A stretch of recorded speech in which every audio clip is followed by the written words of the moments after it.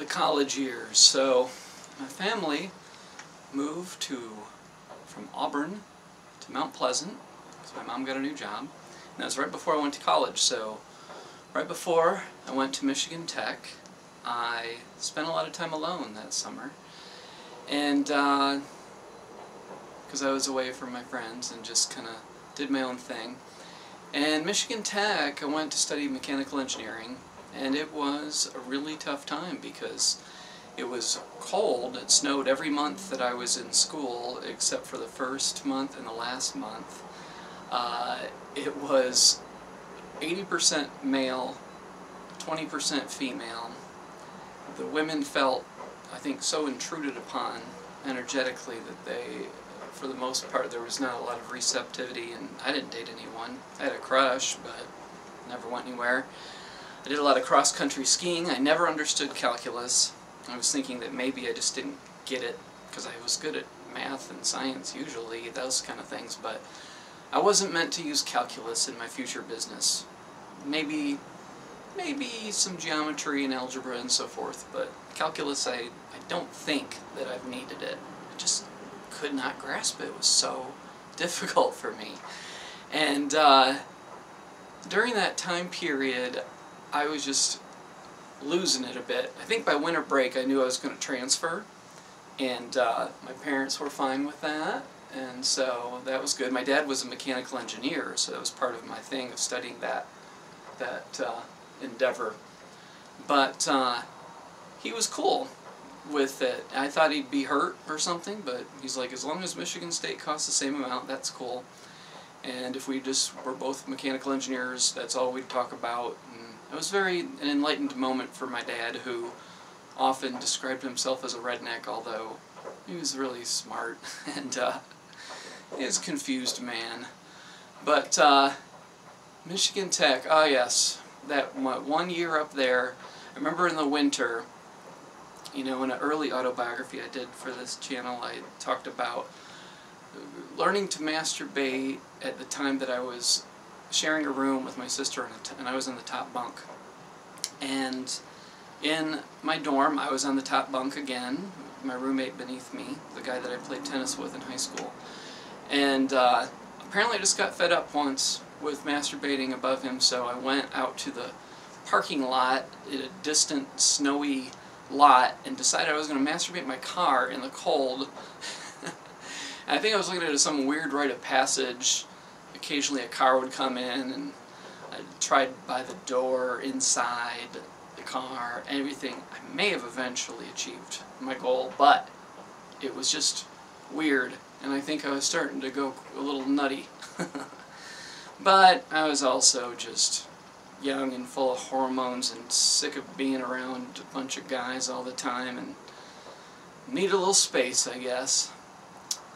So, played a lot of sports up there, cross-country skiing, photography, that kind of thing to get me through it, but man, I just studied a lot. It was really rigorous. So, transferred in the summer in between, freshman and sophomore years. I helped. My mom had remarried, and I helped rebuild the house there, adding the second story, being kind of an assistant during that summer.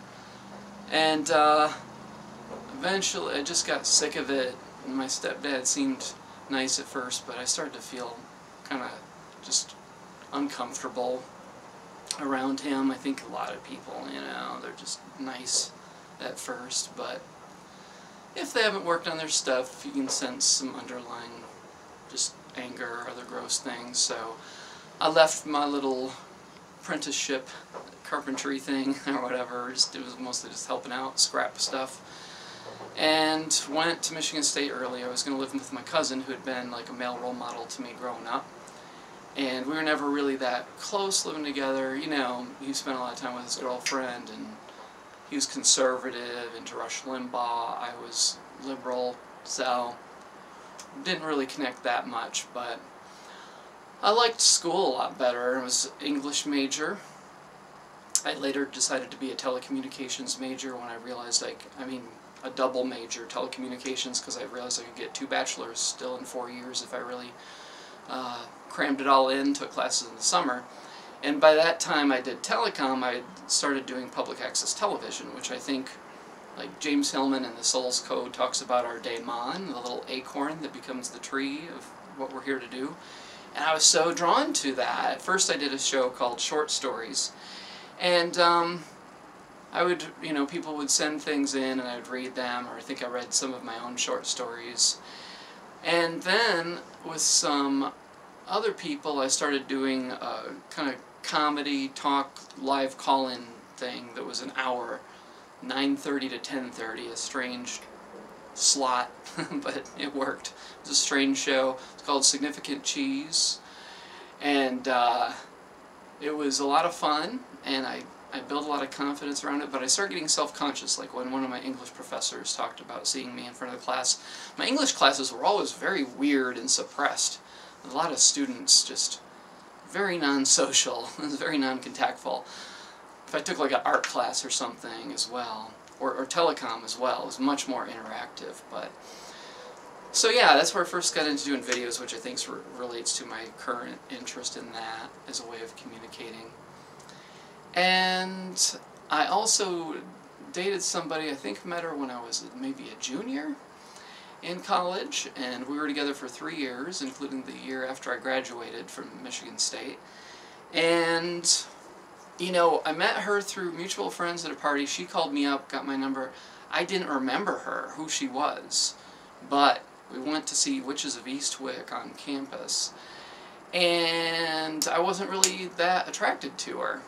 And I mentioned in another autobiography about my first girlfriend, like in 8th grade, I wasn't really attracted to her. Well, this girl I wasn't really attracted to, but I just had such poor self-esteem and low boundaries. I ended up like just being with her for 3 years, and during that time I cheated. I went to see Cats in another city with a friend of mine and his girlfriend's friend was there.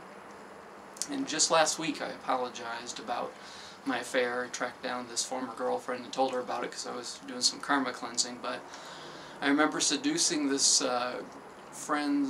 girlfriend's friend by talking about if there was it was weird, but if there was a stick figure and you tried to describe to this stick figure a three-dimensional world, it wouldn't make any sense to that little figure. It would have no concept, and that talking about this idea that that's a metaphor for us in our three-dimensional world that we live in, thinking about another dimension that exists, and we kissed after that. So I wasn't even interested in spirituality, and wouldn't be for another 8 years, but I think my mind was still intrigued by these kind of things. And I heard she ended up, we didn't have sex, but just kissed and humped, and I think she went to a institution. I think she had some psychological issues and was institutionalized shortly thereafter. Hopefully not because of my 2D, 3D metaphor, but I have been known to blow a mind or two in my day. Yeah, during that time, my relationship, there was a definite friendship and comfort level, but during the last half year or so, I was working a horrible job as a clerk.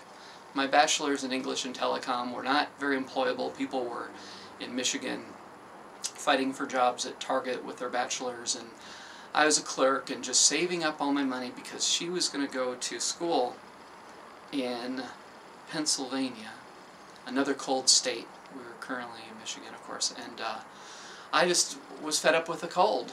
So I just was saving money, not telling her, had another affair, another non-intercourse affair, but at least there was release in it. But it was just horrible. I had no integrity. I had no empathy.